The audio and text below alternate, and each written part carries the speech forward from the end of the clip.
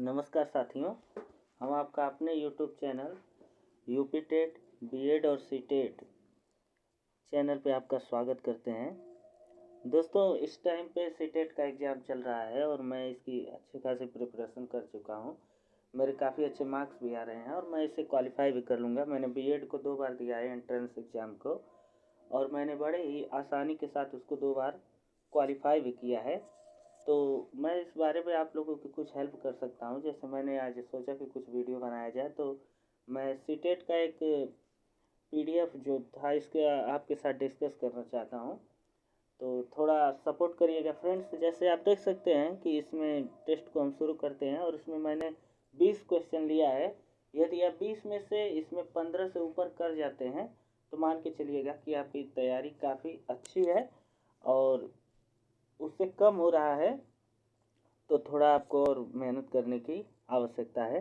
तो हम फ्रेंड्स पहले क्वेश्चन को देखते हैं। मैं अपने बारे में बता दूं कि मैं इस समय मदन मोहन मालवीय पीजी कॉलेज से भाटपाल रानी देवरिया से बीएड कर रहा हूं, तो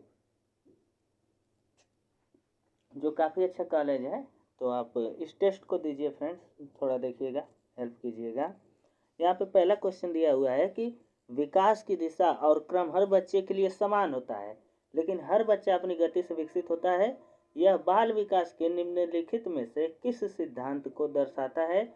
तो फ्रेंड्स, यहाँ पर आप देख सकते हैं कि जो क्रम दिया हुआ है, यानी हम कह सकते हैं कि कोई भी बच्चा क्रम में विकसित होता है, तो इसके लिए हर बच्चा अलग तरीके से विकास करता है, विकसित होता है। तो इसमें जो इंडिविजुअलिटी को आप देख सकते हैं, जो बच्चे की इंडिविजुअलिटी है वो अलग अलग रूप में विकसित होता है। इसका जो पृथकता होगा वो इसका सही आंसर हो जाएगा।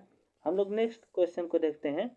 यहाँ पर जो दिया है कि बच्चों और बचपन के बारे में समन्वयिकृत दावा करना कठिन है, क्योंकि इसमें बहुत बहुलता और विविधता है। बचपन एक सामाजिक संस्कृति है।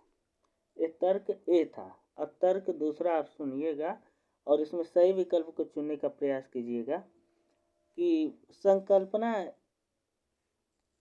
और यहाँ पर जो सेकंड क्वेश्चन था फ्रेंड, वो जो तर्क आर जिसको आप कह सकते हैं वो छूट गया है, लेकिन यहाँ पर जो पहला स्टेटमेंट है वो सही है, क्योंकि बच्चों के बारे में आप पहले से अनुमान लगा सकते हैं, लेकिन पूरी तरह से अनुमान नहीं लगा सकते कि वो किस फील्ड में जाएगा, क्योंकि वो हर प्रकार के कार्य करने में रुचि लेने लगता है। हम लोग नेक्स्ट वाले क्वेश्चन को देखेंगे। इसका थोड़ा सा आप लोग देख लीजिएगा, क्योंकि इसका पीडीएफ में नीचे चला गया है। तो सेकंड वाला जो प्रश्न है वो फ्रेंड्स से है कि सामाजिकरण की प्रक्रिया की सही व्याख्या जो है वो क्या है?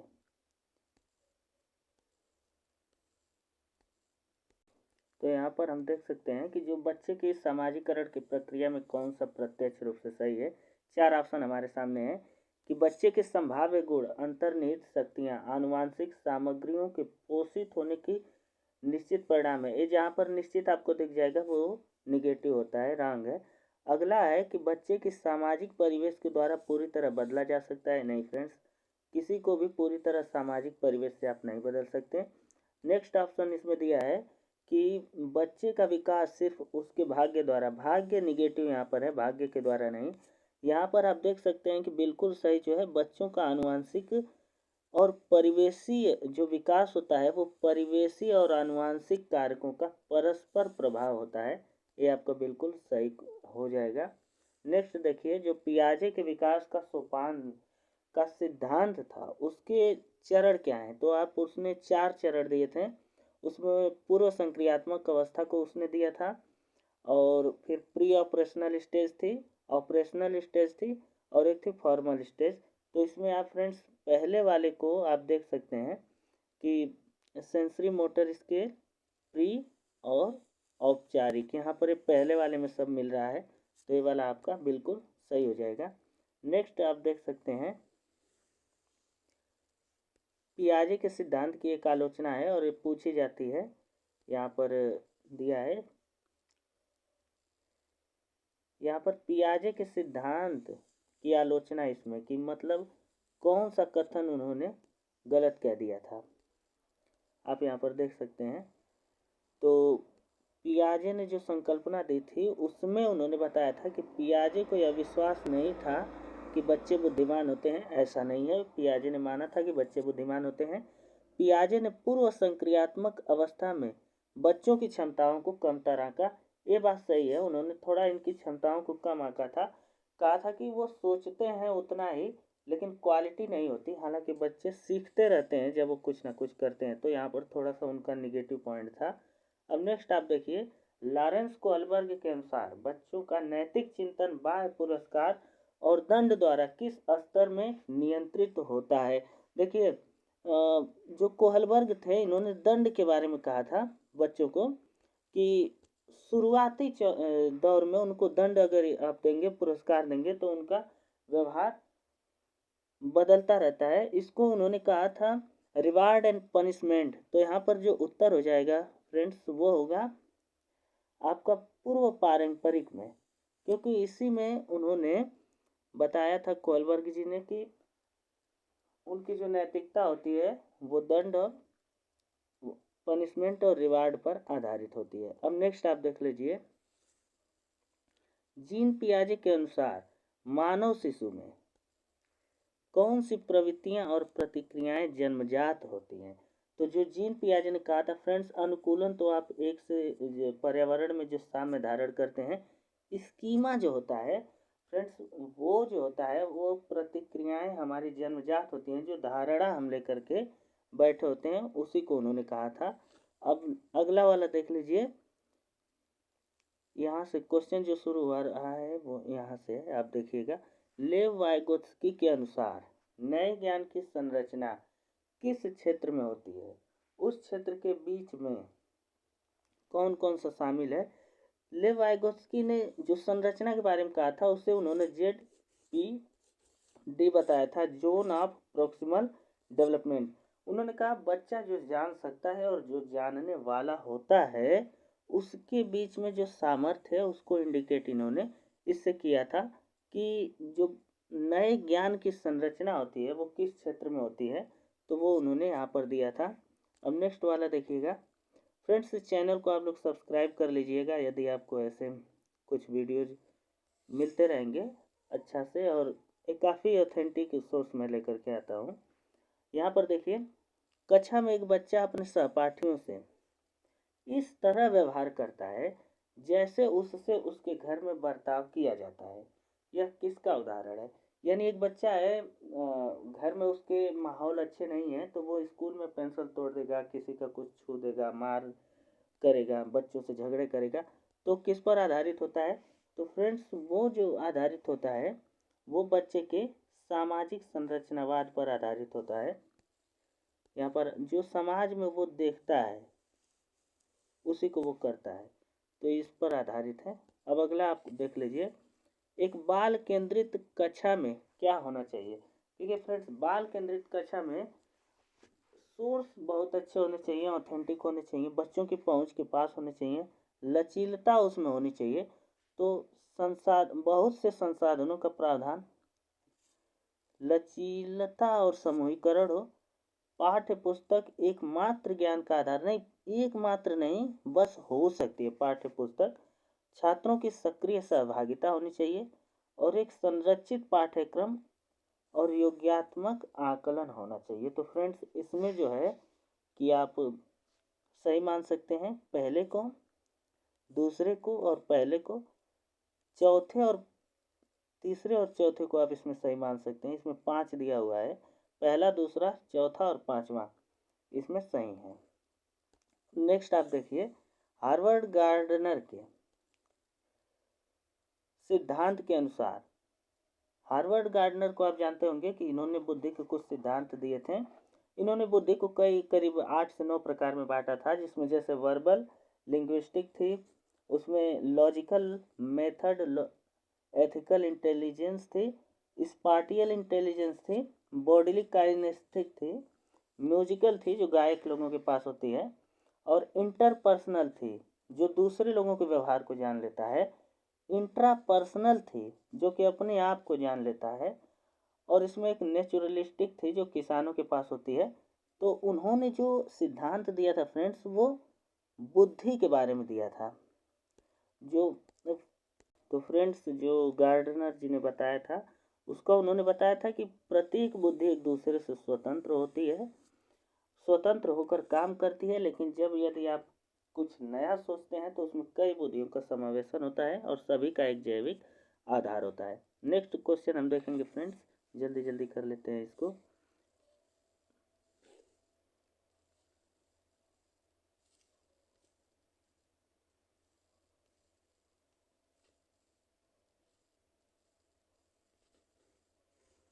यहाँ पर नेक्स्ट क्वेश्चन है कि यहाँ पर थोड़ा मिसप्रिंट हो गया है, आप देख लीजिएगा इसको। नेक्स्ट क्वेश्चन पे हम ले लेते हैं, इसको छोड़ दिया जाता है। यहाँ पर फ्रेंड 360 बहुआयामी रिपोर्ट के बारे में कहा गया है। 360 मतलब आपका समग्र मूल्यांकन होगा, आप विद्यालय में घर से लेकर के कैसे हैं। तो यह जो है कि विद्यार्थियों का स्व आकलन करता है। यह समूह का 360 जो पोर्टफोलियो होता है उसको आप कह सकते हैं। तो वह विद्यार्थियों का स्व आकलन में सहायता करता है कि विद्यार्थी अपना खुद का आकलन कर पा रहा है कि नहीं।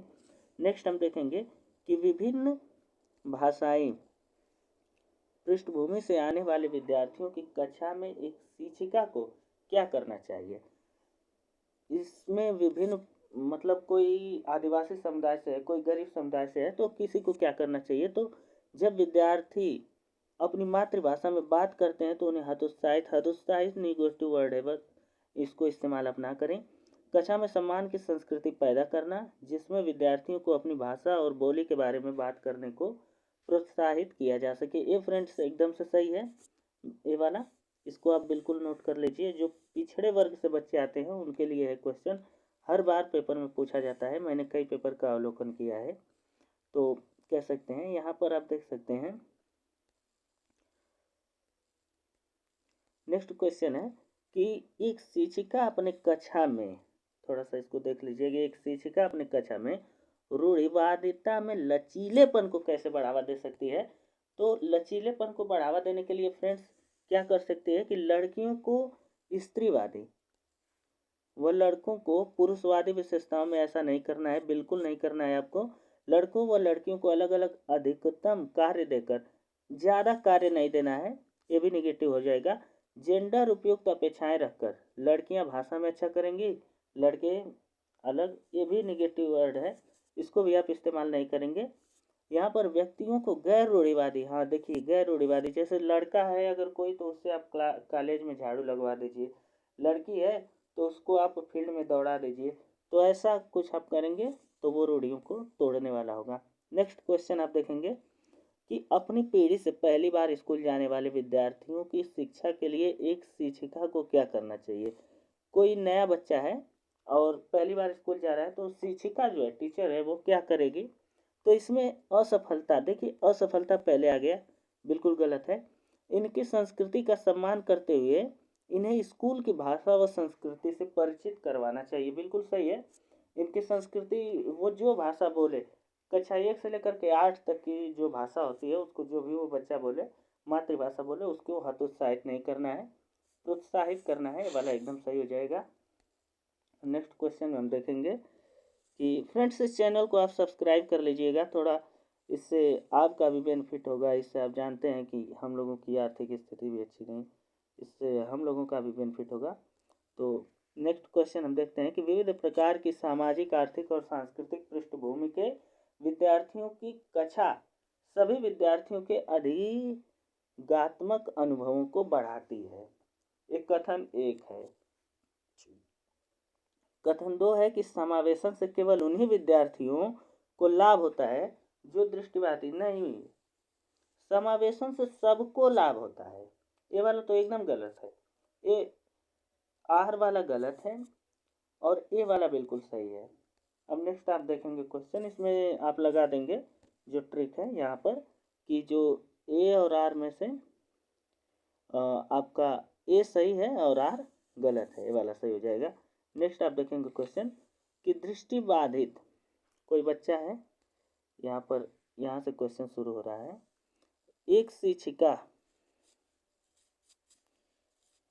एक शिक्षिका को उस विद्यार्थी के लिए जो दृष्टिबाधित है क्या शिक्षा स्तरीय प्रावधान करने चाहिए। दृष्टिबाधित है, देख नहीं सकता, इसका मतलब जो भी आप ब्लैक बोर्ड पर लिखेंगे वो देखेगा नहीं, वीडियो दिखाएंगे नहीं देखेगा।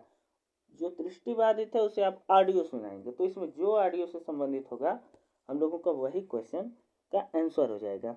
बहुत से सूक्ष्म मुद्रण संसाधनों का इस्तेमाल नहीं, मौखिक संकेतों का इस्तेमाल करना चाहिए ताकि उसको कल्पना करने के अवसर मिले। ये एकदम से सही हो जाएगा क्योंकि वो दृष्टिबाधित है और मौखिक बोलेंगे तो उसमें आवाज़ आएगी जिससे वो सुन करके कल्पना कर सकता है। अब फ्रेंड्स हम नेक्स्ट क्वेश्चन को देखेंगे, यहाँ से शुरू हो रहा है। विद्यार्थी जिन्हें अधिगम विकार है, अधिगम विकार उसको कहते हैं जिसको डिसलेक्सिया होता है, वो पढ़ने में कठिनाई का अनुभव करता है। डिसलेक्सिया वाला जो बच्चा होता है पढ़ने में अधिक कठिनाई होती है, तो इसमें आप क्या करेंगे उसके लिए कि सख्त, आपको सख्त नहीं रहना है फ्रेंड्स, नरम रहना है। सख्त बिल्कुल निगेटिव वर्ड है। मानकीकृत स्टैंडर्डाइज, ये भी गलत है आपका, मानकीकृत नहीं, आपको फॉर्मल रहना है। यहाँ पर देखिए अगला कि ऋतुओं और गलतियों के लिए असहनशीलता दिखाना, ये भी आपका गलत है। असहनशीलता आपका थोड़ा नीचे आएंगे, हम सी वाला देखेंगे। इसमें फ्रेंड्स लग रहा है एक ऑप्शन इसमें छूट गया है जो सही है, इसका हो सकता है आपको यहाँ पर, हाँ देखिए दिया है यहाँ पर बी वाला जो दिया है, विविध शिक्षा शास्त्रीय पद्धतियों का प्रयोग करें। यहाँ पर आप देख सकते हैं कि प्रश्न ये वाला है कि जो अधिगम विकार में है उसके लिए आप बहुत सी शिक्षा शास्त्रीय पद्धतियों का इस्तेमाल करके उसको पढ़ाएं। नेक्स्ट क्वेश्चन हम देखेंगे, प्रतिभाशाली विद्यार्थियों से संबंधित है। देखिए प्रतिभाशाली का आईक्यू लेवल 140 से ऊपर होता है, आप इसको याद रखिएगा, कई बार कई परीक्षा में पूछा है। यहाँ पर देखिए चुनौतीपूर्ण, हम लोग जब पेपर दे रहे थे बीएड का तो उसमें भी एक क्वेश्चन आया था जो एमसीक्यू टाइप में होता है जो बीएड में, तो एक क्वेश्चन दिया था उसमें 140 वाला, तो इसको आप ध्यान से देख लीजिएगा। प्रतिभाशाली का आईक्यू 140 होता है। प्रतिभाशाली विद्यार्थियों की पहचान कैसे की जा सकती है, उन्हें चुनौतीपूर्ण कार्यों के लिए तत्परता द्वारा, ये सही है, वो थोड़ा चुनौतियाँ पसंद करते हैं। किसी बाहरी अभिप्रेरणा के बिना काम करने की अक्षमता, नहीं, बाहरी अभिप्रेरणा के बिना काम करने की उनमें क्षमता होती है, अक्षमता नहीं होती है, यहाँ पर गलत है। मौलिक सोच होती है बहुत समाधानों के द्वारा, तो ये तीन आपके बिल्कुल सही हैं, यानी जिसमें 1 3 4 दिया है, ये सी वाला आपका सही है, बाकी सब गलत है। अब नेक्स्ट क्वेश्चन हम लोग देखेंगे। फ्रेंड्स यहीं तक था, तो अपना फीडबैक दीजिएगा, इस चैनल को थोड़ा सपोर्ट करिएगा, सब्सक्राइब कर लीजिएगा। कैसा लगा आपको टेस्ट ये भी बताइएगा, हमें कुछ सुधार करना हो तो हम सुधार ज़रूर करेंगे आपके लिए। और मैंने इसको कई बार दिया है, मैंने इसको 2 बार क्वालिफाई किया है। आपके कितने मार्क्स आए इसमें, करीब 19 क्वेश्चन हम लोगों ने किए, 20, कितने मार्क्स आए कमेंट ज़रूर करिएगा। धन्यवाद फ्रेंड्स।